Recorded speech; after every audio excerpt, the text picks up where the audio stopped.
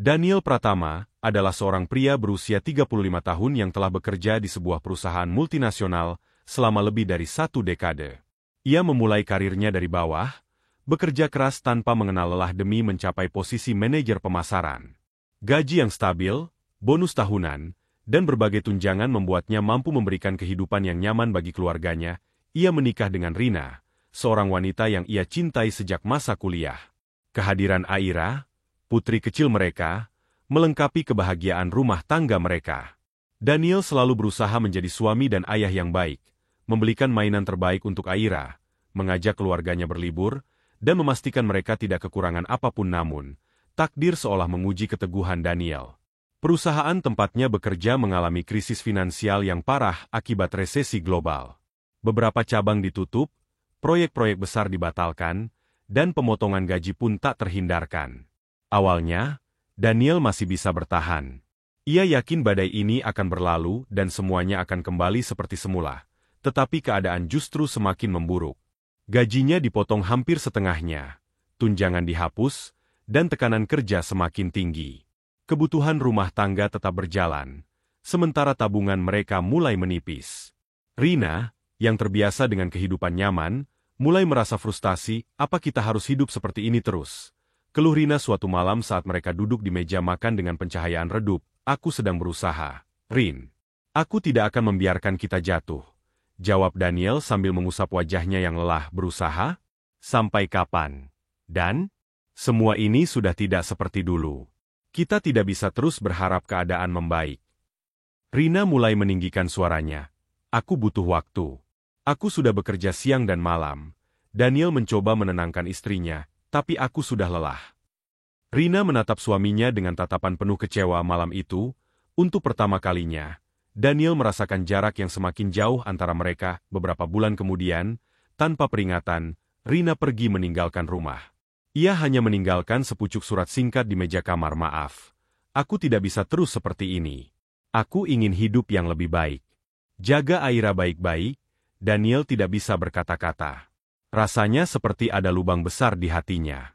Rina tidak hanya pergi dari hidupnya, tetapi juga dari hidup Aira, putri kecil mereka yang masih membutuhkan kasih sayang seorang ibu. Di malam yang dingin itu, Daniel duduk di tepi ranjang, memandangi Aira yang tertidur pulas.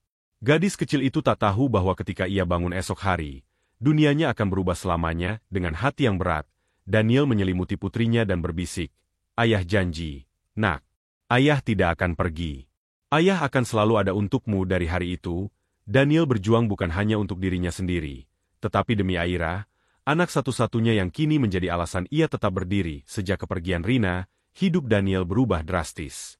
Ia bukan hanya seorang pria yang harus bertahan di dunia kerja yang keras, tetapi juga seorang ayah tunggal yang harus mengurus anaknya seorang diri. Hari-hari awal setelah Rina pergi adalah yang terberat. Aira, yang saat itu baru berusia 4 tahun, sering bertanya, "Ayah, Mama kemana?" Pertanyaan itu seperti belati yang menusuk hati Daniel. Ia tak tahu bagaimana menjelaskan kenyataan pahit ini pada gadis kecilnya. "Mama pergi sebentar. Nah, nanti kalau sudah waktunya, Ayah cerita." "Ya?" jawab Daniel, berusaha menahan air mata. Setiap malam, Aira menangis mencari ibunya.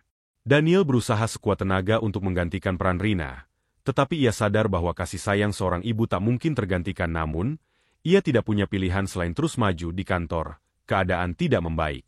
Tekanan kerja semakin tinggi, dan posisinya sebagai manajer pemasaran terus terancam karena performa perusahaan yang menurun.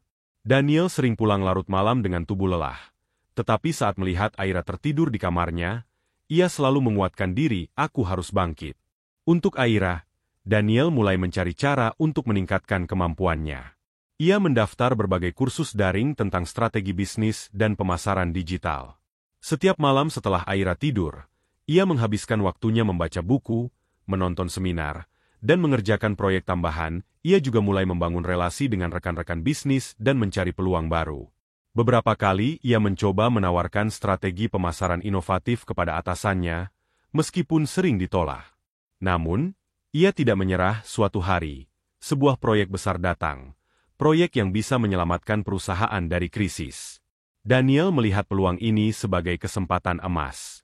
Ia bekerja siang dan malam, menyusun strategi terbaik, dan bahkan rela melewatkan waktu istirahat demi memastikan proyek ini berhasil. Ketika hari presentasi tiba, Daniel berdiri di depan para petinggi perusahaan dengan penuh percaya diri. Ia memaparkan rencananya dengan jelas dan meyakinkan. Hasilnya, proyek tersebut disetujui dan menjadi salah satu langkah terbesar dalam menyelamatkan perusahaan. Sebulan kemudian, nama Daniel mulai diperhitungkan di dalam perusahaan. Ia mendapat promosi ke posisi yang lebih tinggi, dengan gaji yang jauh lebih besar. Kehidupannya mulai membaik. Ia bisa melunasi hutangnya, memperbaiki kondisi keuangan, dan yang paling penting, memberikan kehidupan yang lebih baik untuk Aira. Saat Aira berusia 10 tahun, Daniel ingin memastikan putrinya mendapatkan pendidikan dan pengalaman terbaik. Ia mendaftarkan Aira ke berbagai les yang diminatinya, balet, piano, dan berenang. Namun, ada satu tantangan, jadwal Daniel yang sangat padat membuatnya sulit mengantar dan menjemput Aira ke tempat les. Setiap kali ia harus bekerja lembur, ia merasa bersalah karena tidak bisa menemani putrinya. Suatu malam, ketika Daniel sedang duduk di meja kerjanya, Aira datang dan berkata dengan nada pelan, "Ayah selalu sibuk, ya." Daniel menatap putrinya dengan perasaan bersalah. "Ayah kerja keras supaya Aira bisa mendapatkan yang terbaik, Nak. Tapi ayah tidak pernah lihat aku latihan balet, atau dengar aku main piano." Aira menunduk, Daniel mengusap kepala Aira. "Ayah janji akan cari solusi." Ayah nggak mau Aira merasa sendiri. Setelah berpikir panjang, Daniel memutuskan untuk merekrut seorang supir pribadi yang bisa mengantar dan menjemput Aira dari tempat les. Keputusan ini menjadi awal dari kisah yang tak terduga, kisah yang mengubah hidup mereka selamanya. Setelah mencari beberapa kandidat, Daniel akhirnya mempekerjakan seorang pria bernama Bima sebagai supir pribadi untuk Aira. Bima adalah pria berusia 27 tahun, sederhana, ramah, dan memiliki sikap yang sopan. Awalnya, Daniel hanya melihatnya sebagai seorang pekerja biasa, seseorang yang bisa dipercaya untuk memastikan Aira aman saat pergi dan pulang dari les. Hari pertama bekerja, Bima menjemput Aira dari sekolah untuk mengantarnya ke kelas balet. Di perjalanan, Aira yang biasanya pemalu, mulai berbicara lebih banyak dengan Bima. "Om Bima, kamu dulu pernah ikut les juga?" tanya Aira dengan suara polosnya. Bima tersenyum sambil fokus mengemudi. "Dulu Om gak sempat ikut les seperti Aira. Tapi Om dulu suka baca buku, terutama tentang matematika." "Matematika? Itu pelajaran yang susah." Aira mengerutkan dahi. Bima tertawa kecil. "Iya, tapi kalau kita pelan-pelan memahaminya, pasti bisa." Hari demi hari, Aira semakin nyaman dengan Bima.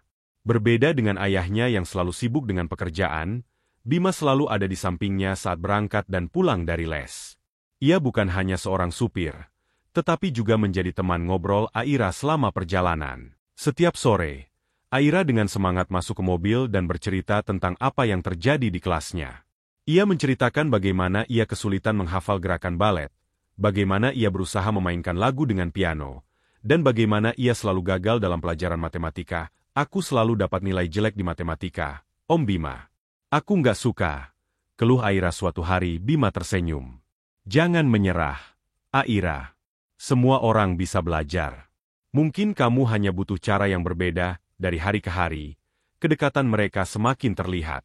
Aira selalu menunggu Bima menjemputnya, dan seringkali lebih bersemangat bertemu Bima dibandingkan dengan ayahnya sendiri. Suatu hari, Daniel memutuskan untuk menjemput Aira sendiri sebagai kejutan. Namun, saat melihat ayahnya datang, Aira justru menunjukkan ekspresi kecewa. "Kenapa ayah jemput?" "Aku mau pulang sama Om Bima," katanya polos. Daniel terkejut. Ia tidak menyangka bahwa putrinya lebih memilih supirnya daripada dirinya sendiri. Ada rasa perih yang muncul di hatinya. Ia telah bekerja keras untuk Aira, tetapi apakah itu tidak cukup? Namun, ia menahan diri untuk tidak menunjukkan emosinya. Dengan senyum tipis, ia berkata, "Baiklah, lain kali ayah jemput lagi." Ya, saat itu, Daniel mulai sadar bahwa ia mungkin telah kehilangan sebagian dari perhatian Aira. Ia mulai bertanya-tanya, apakah selama ini ia terlalu sibuk bekerja hingga tidak menyadari bahwa Aira lebih merasa dekat dengan orang lain dibandingkan dengannya. Apa yang awalnya hanya keputusan sederhana untuk menyewa seorang supir, ternyata membawa Daniel ke dalam perasaan yang tak pernah ia duga sebelumnya. Perasaan seorang ayah yang mulai merasa tergantikan. Hari-hari berlalu, dan Daniel mulai menyadari sesuatu yang mengusik hatinya. Aira semakin dekat dengan Bima. Setiap sore, gadis kecilnya selalu menunggu kepulangan sang supir dengan penuh semangat. bahkan lebih antusias dibandingkan saat Daniel pulang kerja di meja makan. Aira sering bercerita dengan penuh kegembiraan, "Om Bima tadi ngajarin aku cara berenang yang lebih gampang." Atau, "Om Bima ngajak aku dengerin lagu-lagu klasik di mobil. Ayah tahu nggak lagu Fur Elise? Itu ternyata enak banget." Daniel tersenyum setiap kali mendengar cerita Aira, tapi jauh di dalam hatinya, ada rasa yang mengganjal. Suatu sore, Daniel pulang lebih awal dari kantor. Ia duduk di ruang tamu sambil menunggu Aira kembali dari les. Biasanya, mobil yang dikendarai Bima sudah tiba di rumah pukul 3 sore. Namun, saat jarum jam menunjukkan pukul 4, lalu pukul 5, mereka belum juga tiba. Daniel mulai merasa gelisah. Ia mencoba menenangkan diri, tetapi pikirannya dipenuhi dengan berbagai kemungkinan buruk. Kenapa terlambat? Apakah terjadi sesuatu di jalan? Atau, apakah Bima membawa Aira ke tempat lain? Dalam beberapa bulan terakhir, berita tentang kejahatan terhadap anak-anak semakin marah. Ada laporan penculikan, kekerasan, bahkan kasus di mana seseorang yang dipercaya justru menjadi ancaman terbesar. Tiba-tiba, rasa takut merayapi tubuhnya. Dengan panik, Daniel mengambil ponselnya dan mencoba menghubungi Bima. Nada sambung terdengar, tetapi tidak ada jawaban. Ia mencoba lagi, dan kali ini suara Bima akhirnya terdengar. "Halo, Pak." Suara Bima terdengar di ujung telepon. "Bima, di mana kamu? Kenapa belum pulang?" "Seharusnya Aira sampai rumah jam 3. Suara Daniel meninggi, tak bisa menutupi emosinya. "Maaf, Pak. Kami sedang dalam perjalanan. Saya bisa jelaskan nanti." Daniel semakin tak sabar. "Jelaskan sekarang. Aira baik-baik saja, kan?"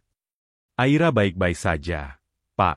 Saya tidak akan melakukan hal yang buruk padanya. Saya janji," jawab Bima dengan nada yang tetap tenang. Tapi bagi Daniel, janji itu tidak cukup.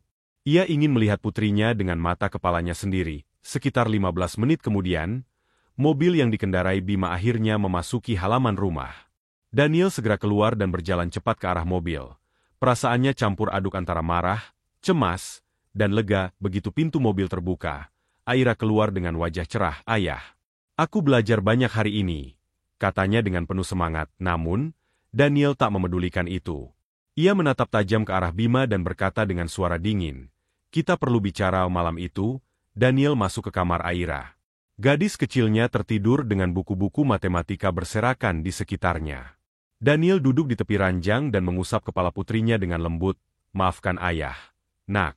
Ayah terlalu sibuk bekerja sampai lupa kalau kamu butuh ayah. Bukan hanya uang dan fasilitas." Aira menggeliat dalam tidurnya dan bergumam, "Aku hanya ingin ayah bangga padaku." Air mata menggenang di mata Daniel. Ia mengecup kening putrinya dan berjanji dalam hati, mulai sekarang, ia akan lebih hadir untuk Aira, bukan hanya sebagai ayah yang bekerja keras, tetapi sebagai sosok yang selalu ada untuk mendukung dan mencintainya di hari-hari berikutnya. Daniel tidak hanya menyerahkan pendidikan Aira kepada Bima, tetapi ia juga mulai meluangkan waktunya sendiri untuk membantu belajar. Setiap malam, mereka bertiga duduk bersama, mengerjakan soal-soal matematika.